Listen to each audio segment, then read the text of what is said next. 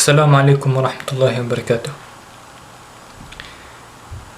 Again, Apostate Prophet denies that the word Hajj is not in the Bible. La hawla wa la quwwata illa billah. Now, let me get this straight. Hebrew word for pilgrimage is Hajj. In Arabic is Hajj. It means a pilgrimage festival. So when the Israelites went and did Hajj, pilgrimage festival, there's also mentioned that Prophet Joshua, Yahweh told him, in order for you and your army to occupy the city, certain city, you have to turn around the city and you have to blow the trumpet and you have to take the bone head of the ram, the horns, place it on something like a flag, and turn around the city. So he has to turn around the city for 7 days. For 6 days he has to turn around the city once.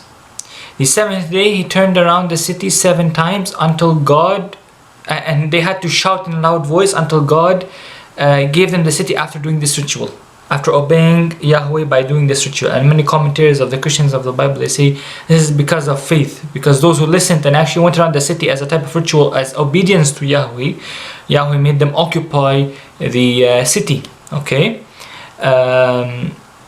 Now even Hajj, the word Hajj, as we know, even today in Egypt, if you go to Egypt, usually Egyptians speak broken Arabic, right? Because before the Israelites used to live in Egypt during the time of Pharaoh, how Pharaoh enslaved them, right? The Egyptians today, they see the jim for Hajj. They don't pronounce the j because it's broken Arabic. They pronounce the j, the ja or the j as g. So they also say Hajj.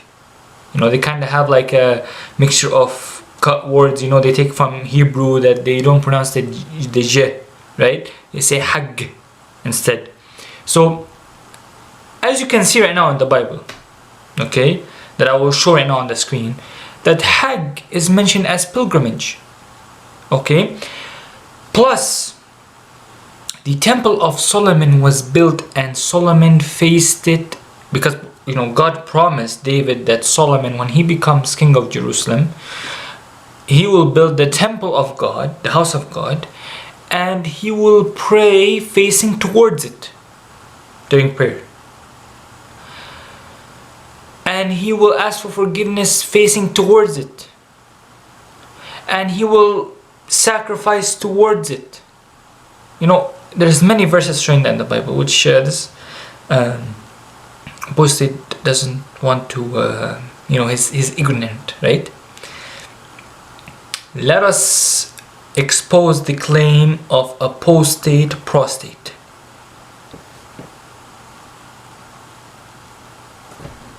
First off, Abraham was never anywhere near Mecca by any account ever before Islam.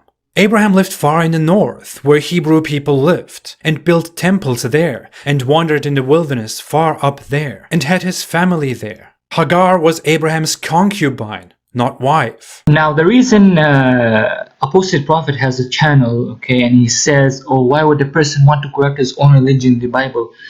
Basically, it's for money, my dude. It's for money. It's for business, like you're doing business with Christians. Have you guys ever seen a Christian refute him on the claim that Hagar was the concubine of Abraham, not his wife? Have you seen any Christian doing that? Refuting him, saying this is not true because the Bible says something opposite to what you've said? No Christian has ever done that. Okay, let us go to Genesis 16. Okay. Now, Sarai, meaning Sarah, meaning Abraham's wife, had borne him no children, but she had an Egyptian slave named Hagar. So she said to Abraham, "The Lord has kept me from having children. Go sleep with my slave, perhaps I can build a family through her." Okay, so what happened? Abraham agreed to what Sarah said. So after Abraham had been living in Canaan 10 years, Sarah, his wife, took her Egyptian slave Hagar and gave her to her husband to be his wife. He slept with Hagar and she conceived. Hagar was not the concubine of Abraham.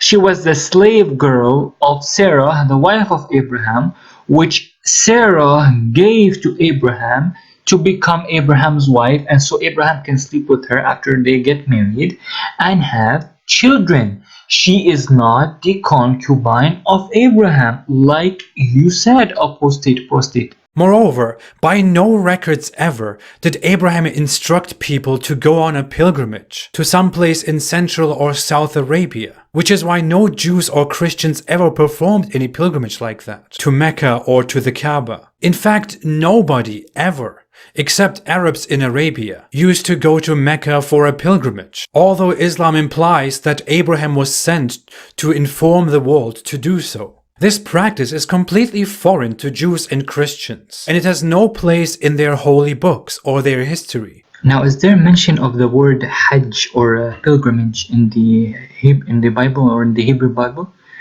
In Exodus chapter 12 verse 14, this is a day you are to commemorate. For generations to come you shall celebrate it as a festival to your Lord, a lasting ordinance.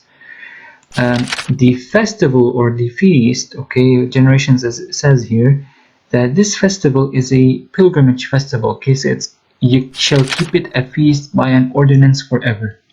Now, if I go to the Hebrew translation of this Bible, what it says, okay, so it says as a feast, here the word is Hajj, the Hebrew word is Hajj in the Bible.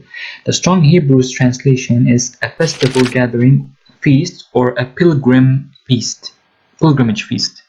So apparently there is a pilgrimage which is called by the word in the Bible and the Torah and the Old Testament as Hajj, meaning Hajj.